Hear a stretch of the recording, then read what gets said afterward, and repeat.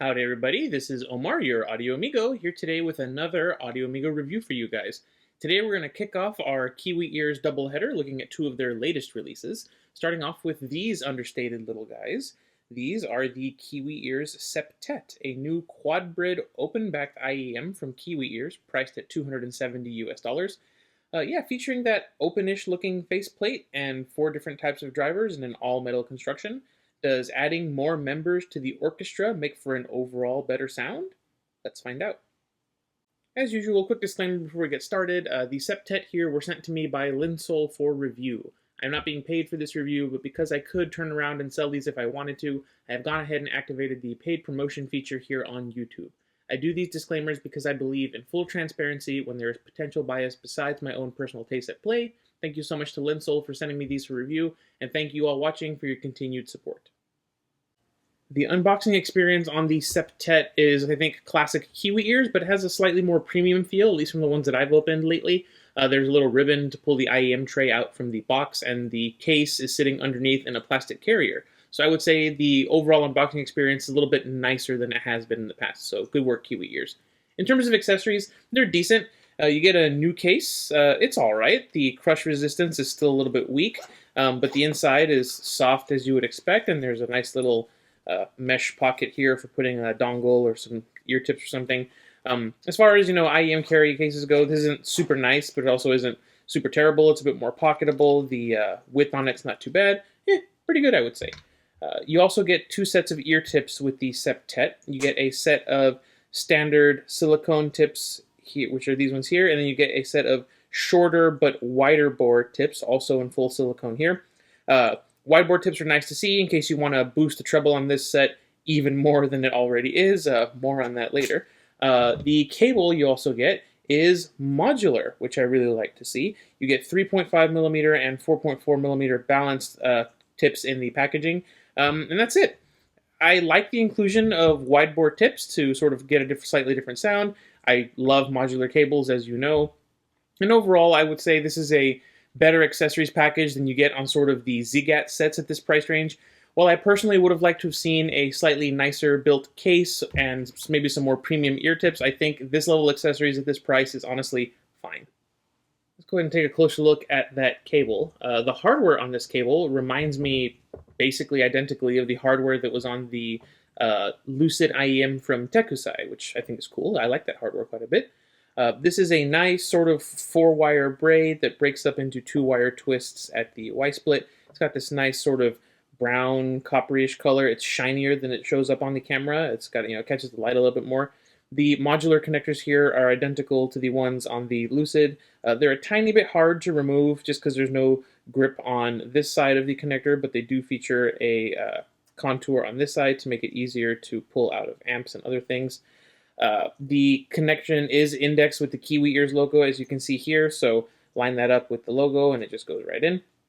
The connector, as you saw, is a little bit longer than usual, making for good friction fit. Not as nice as a screw-on design. Those are also a little bit more compact, but I like this connector overall. The Y-split and the chin slider match the rest of the hardware in terms of looks and aesthetics. Got the same little contour going on here. The chin slider is a bead type, so it slides up and down nicely, does its job, and it sits flush against the Y-split, which is another bonus. 2-pin connectors, as you'd expect, also contoured, also the same metal, match everything else nicely. I do wish that the stereo indicators here were a bit clearer. They're a bit subtle, I would say, if you're going to be putting this cable on and off. What's my issue with this cable? Say it with me, folks. Why are they using recessed connectors on non-recessed sockets? It's my common complaint. I'm thinking I'm going to be seeing it repeatedly. It's just something I wish companies would pay a little bit more attention to. Overall, it's a good cable. It isn't memory prone. It feels nice in the hands. It isn't microphonic. It basically takes whatever shape you want to put it in. It behaves extremely well. The fact that it's modular, I would say, kicks it right up into the nice cable category. So yeah, well done, Kiwi ears. Looking at the build of the Septet, we find that these are, as I mentioned, all metal shells with these massive vented face plates, which I'll talk about in just a second. The nozzles here are metal and are part of the lower shell and feature a little mesh filter there to protect from debris and maybe do some tuning stuff. In terms of ventilation, you get a vent here on the inside of the IEM for the front volume. There's also a vent here on the side over by the 2-pin connector, in addition to the enormous faceplate, which is really just one giant vent. I did test that one giant vent, and it is really open-backed. It leaks sound. I don't know if it's the PZT buzzing or the fact that it's just the back volume of the dynamic driver and not the BAs, but you will hear sort of a compressed sounding elevator music version of whatever it is you're listening to. I did a test with my wife in a quiet room, and when I was listening at sort of moderately loud volumes that are comfortable for me, in that quiet room, she could tell what song I was listening to. She was 3 feet away from me from ear to ear, so I would say be careful with these on flights or on public transport or in quiet areas. They do leak sound. It is audible. As you would expect from something that leaks sound, no issues with driver flex, no issues with pressure buildup, and the isolation here. I don't talk about isolation a lot because it's technically, it's something that I think is very samey for a lot of IEMs. The isolation here is noticeably worse compared to other IEMs. I was more easily able to hear stuff going on around me compared to more typical IEMs. It's not on the level of like a flathead or an open-backed headphone or even some of those like open-ear wireless things that have been popular lately, but the isolation here is noticeably worse than other IEMs. Another interesting side effect is I was wearing these while editing some video in my office. I had a fan running. The window shade shape of these vents does that sort of frequency boost effect with the fan, where certain frequencies from the fan were amplified as it sort of oscillated back and forth over my ears. It was an unpleasant experience, so if you're in a warmer country and you rely on fans for cooling, maybe skip these unless you're using them somewhere where you have more central AC going on. I also did an experiment where I blocked off the entire faceplate with blue tack, and the isolation improved noticeably. The sound didn't change all that much. I have a graph here. I'll pull it up. You can see the blocked version of the Septet, only slightly different. I did feel like I lost a tiny bit of like treble edginess, incisiveness or something. It wasn't a massive effect though. Yeah, it was just an interesting experiment. I don't think I would run it blocked. I preferred the sound when it was open. Overall, the build of these is very sturdy in the hands. The open-backed vents here do provide some usability concerns that you need to be aware of. But yeah, I like the feel of these. I think Kiwi ears did a good job with the industrial design overall. Let's go ahead and jump into the specifications here. The Septet, as I mentioned, are a 7-driver Quadbrid with a 10mm composite diaphragm dynamic driver, 4 custom balanced armatures, a microplanar, and a PZT tweeter. In terms of drivability, these did want a bit more juice than normal to get them to sort of my standard testing volume. Mathematically speaking, these are the hardest to drive multi-driver IEMs that I have tested. I would recommend something like the J-Sally JM6 Pro to power these. It didn't struggle with this at all. In terms of weight, as I mentioned, it's surprisingly light for a full metal IEM. Even with the cable, these came in at just under 36 grams of total weight, which isn't too bad, honestly, for a full metal IEM. The nozzles are under 6 millimeters at their widest point, which bodes well for comfort. Surprisingly for a Quadbrid, these did not change sound basically at all when I exposed these to higher impedance sources or impedance adapters, which I thought was really interesting. And as I mentioned, closing off the back doesn't really affect the overall sound either, just sort of the isolation and some bits in the treble and in the bass. This is a very interesting set in more ways than one, so let's go ahead and see how those specs are going to affect things in the sound. But first, it's time for the cool wall. The Septet have a very understated sort of function over form sort of look to them. The grill on the faceplate reminds me of the window shade design that Hi-Fi Men uses on so many of their planar headphones. So I already have a bit of a soft spot for this. I also like how you can see that sort of brown coppery color of the mesh underneath the window shades. I think it looks kind of nice. It matches the color on the cable here rather nicely. It's a good cohesive look overall. Maybe I'm being too nice here. I'm going to put these in cool just because I like the grill design. I like the fact that that matches the copper here. Yeah, the matching colors, cool Hi-Fi Minish grills. It probably should go in bland, but hey, this is my cool wall. I think these are cool. Something I have no control over, however, is how the Council of Ladies are going to react to these window shades. So let's check it out. Yeah, no. 3 votes for not pretty, 2 votes for pretty. No mez, which is kind of interesting. So love it or hate it in terms of these. As far as compliments go, we have a single yes and 4 no's. Lady number 3 likes these enough to compliment you on them, which I think is interesting. Let's go ahead and check out their thoughts, see if we can find out why. Yeah, overall, it's not really looking good here. I guess I probably should have put these in bland if the ladies are any indication of what the general public is going to think. Lady number 3, though, seems to dig these, which is always nice to see. And yes, lady number 3, they do leak sound. Let's remember to tell her that when I talk to her next. But yeah, Septet, probably a little bit bland for the ladies and other people, if this is any indication. When it comes to comfort, it's no real surprise that these got along with my large ears very well. The design here has no protrusions, hard edges, bulges, comfort wings, or anything. It's your standard sort of IEM bean shape.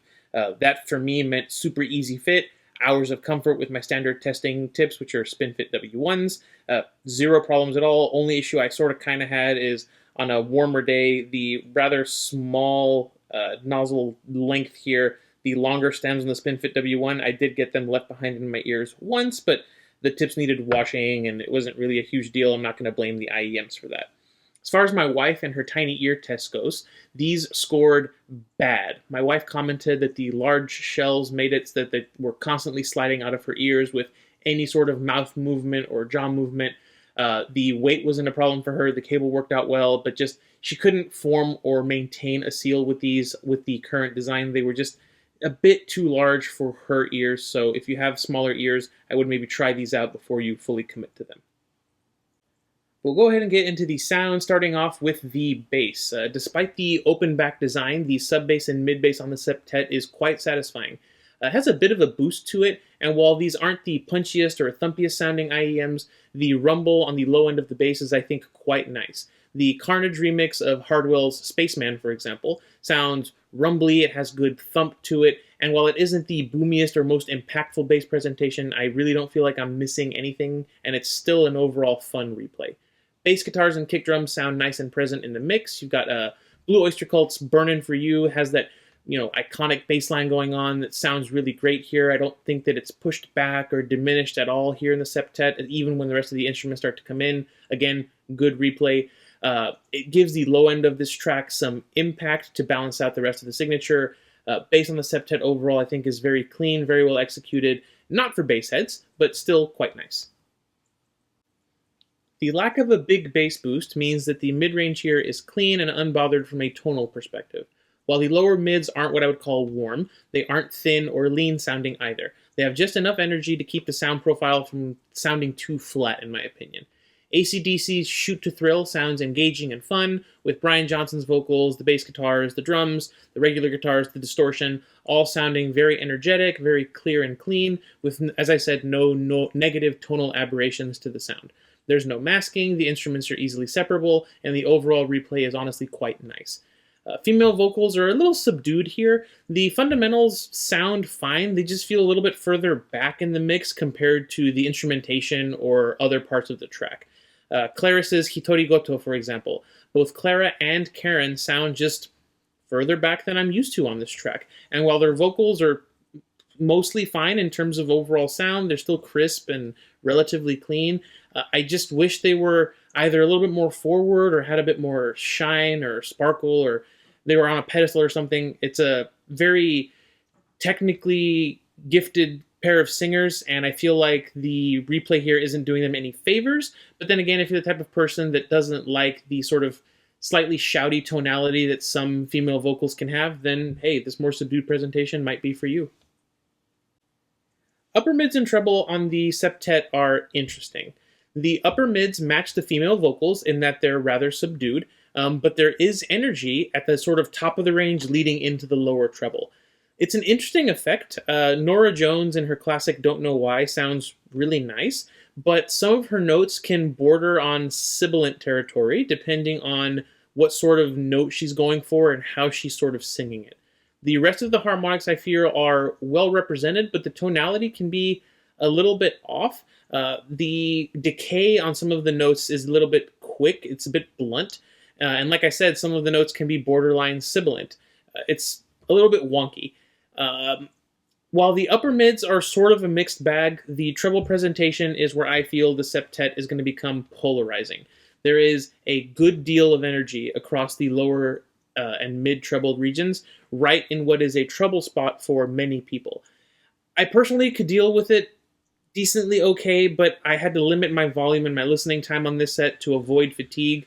The tambourine in the background of Hosho Marine's I collab with Kobo Kanairu, it became pretty intense even at my moderate to low listening volumes. And while it's very sparkly and very detailed and it sounds very, very clear up in this range, there's a pretty high fatigue tax to pay for all of that sparkly detail up here. It's a bit too much for me to listen to for longer periods of time. And while the Septet has good air, and I really appreciated the additional texture on some of those instrument harmonics, the sibilance and the extremely energetic harmonic presentation did come across as fatiguing over sort of medium to longer listening sessions. I still think it's quite nice. It just won't be for everybody. Speaking of detail retrieval, this 7-driver set I think does extremely well in terms of overall detail resolution and retrieval. The low piano notes and the buzzy bass guitar in the Dave Brubeck Quartet's Take 5 has excellent texture. You can pick up on the finger dynamics from both the piano and the bass guitar. It just is a really nice replay on the septet here, as are most sort of jazz standards and like smooth jazz of that type. The set also did very well with a lot of the glass tinks and noises in my standard Waltz for Debbie Listen to the Dishware test. It didn't do as well as some of the competition in terms of the background conversation that some of the people are talking in the background, but I was able to make it out if I focused on it just a little bit more. I would say in terms of pure technical performance, the Septet falls just under the Aful Performer 7. I feel it doesn't quite match the Performer 7 in overall detail and resolution, but it's very close, and I would feel it's a very strong contender. I just wish it was less fatiguing to get there. Stereo separation and soundstage is an area where the Septet does quite well. Rolling Stone's Paint It Black has that great separated sound in each ear with the different instruments on either side, get the vocals in the middle, and I really didn't feel like the track was compressed or closed in or claustrophobic feeling in nature. I thought it was a pretty good replay. As far as the perceived 3D soundstage goes, I don't know if it's the open back design of the shells or if it's the tuning, the sort of contrast between the lower treble and the rest of the mid-range, but the perceived 3D soundstage here I thought was actually quite nice. Kansas's Carry On My Wayward Son has a pretty wide sound field, especially on these IEMs. The different instruments filled in the area around you very well, and the imaging was good enough for me that I could pick out where all the instruments were with very few issues. I would say that the perceived 3D soundstage and stereo separation on this set is above average for IEMs at this price point. I think this is one of the better things about this set. I think it's one of the highlights of the tuning and design. I think it's one of the things the set does quite well. All right, so the Septet here. It came across to me as a bright-leaning, sort of mild V-shaped tuning. It's pretty unique. I couldn't really think of anything that sort of matched it. It's airy, but not overwhelmingly so. The bass is rumbly, but not forward or dominating. The mids are kind of recessed in some places, like the female vocals. They're a little bit further back, but other places are forward enough to be real smooth. The lower treble is carrying quite a bit of energy, as does parts of the mid treble. Honestly speaking, like I said, I don't have a whole lot that reminds me of this sound signature. It's really quite unique. I do have several holes in my Kiwi ears repertoire. I know some people have said that it sounds vaguely quintet-ish. I've never tried the quintet. Should probably get one. But what I've done is I've gone ahead and put together a couple of sets that I feel are different from the Septet here, but provide good comparisons regardless. So without further ado, let's go ahead and get into it. We'll kick things off not with the Lush, but with the Ziigaat Odyssey, which is out on loan currently, but I did manage to do my detailed comparison listening and take some good notes before they went out, so as a stand-in, I brought in the Ziigaat Lush. The Odyssey is priced at $230 US. The Septet here came off to me as a good bit brighter than the Odyssey. Bass presentation on these two is what I would call similar, despite what the graph says. I think it's more the open nature of the Septet, bringing the perception of the bass down overall. Maybe it's the extra treble balancing it out, but it felt like the bass on these two was more similar than I think what the graph indicates. The Septet recesses certain vocals a little bit more than the Odyssey, And again, the Septet has all that sort of lower mid treble energy going on. If you're sensitive to sibilants and that sort of 5 to 8K area in general, I would steer clear of the Septet and move more towards the Odyssey. If, however, you don't mind that area and you perceive detail in that range very strongly and you really like that sort of extra sparkle, the Septet has that in spades and wins over the Odyssey in terms of overall resolution there. So that's how those two break down. Next up, y'all knew it was coming. It's the Aful Performer 7, priced at $240 US.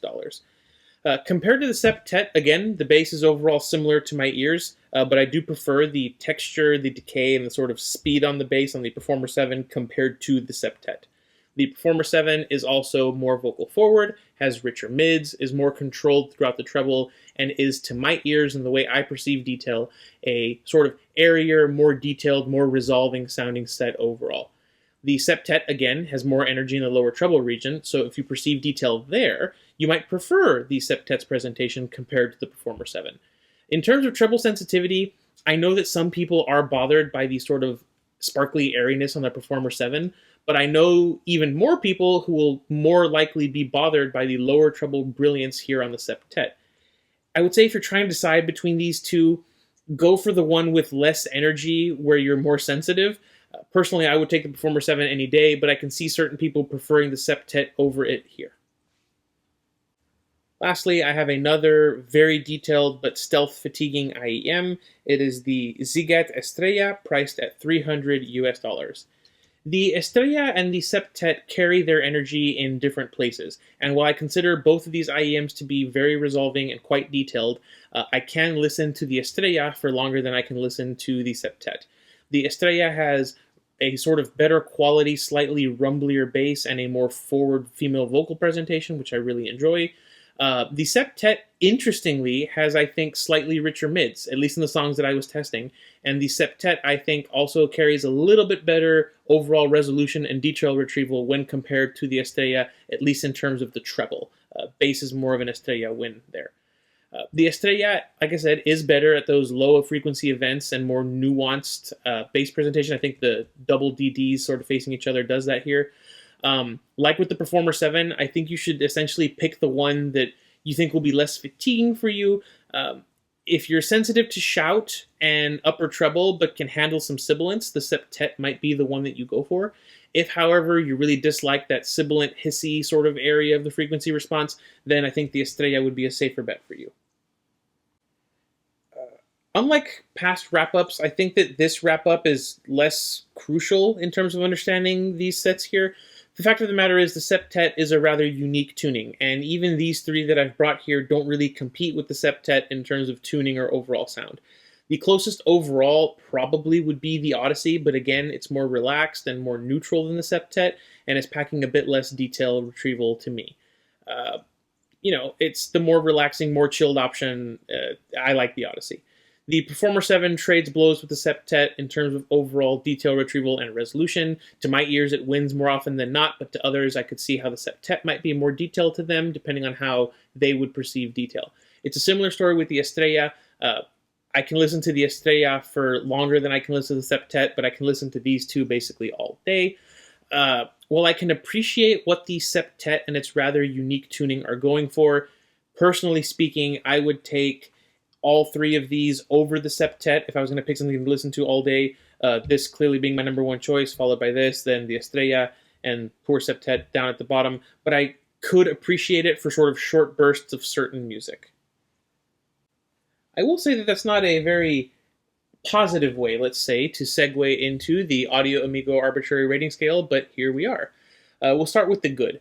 Modular cable, always nice to see. I hope we see more of this cable design from Kiwi ears in the future. I think it's overall a great design. Just make two versions, one with flush connectors and one with recessed connectors, so you can use them appropriately depending on the shell design that you have going on. The build of the Septet is also super nice. The all-metal construction, the fact that it's actually sounds open-backed, at least to me, the great fit. I think Kiwi ears got a lot of things right here.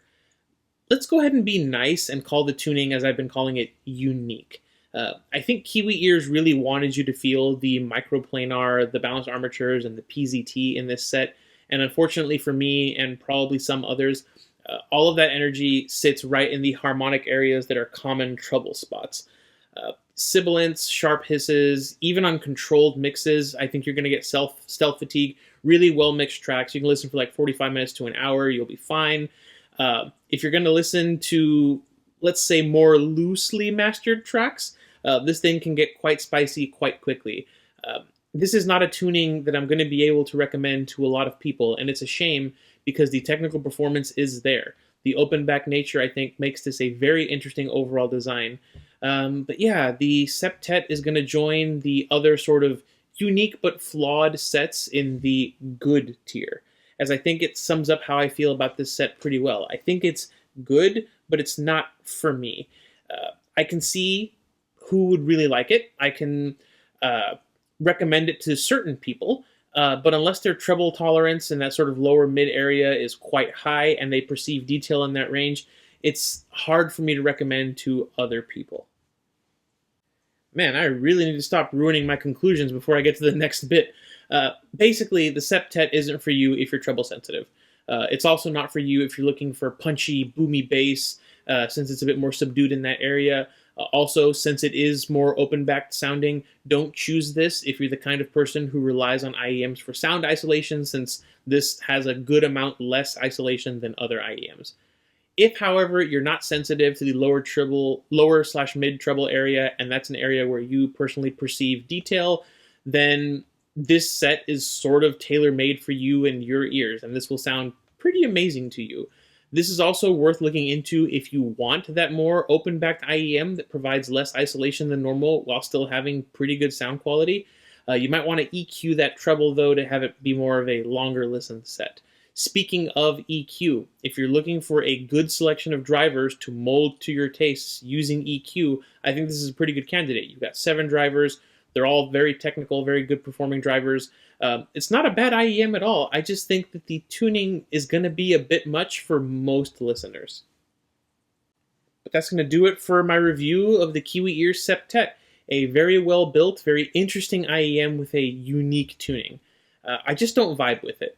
Thank you to Linsoul for sending it out. I really appreciate it. The review for the Astral is coming up right after this one.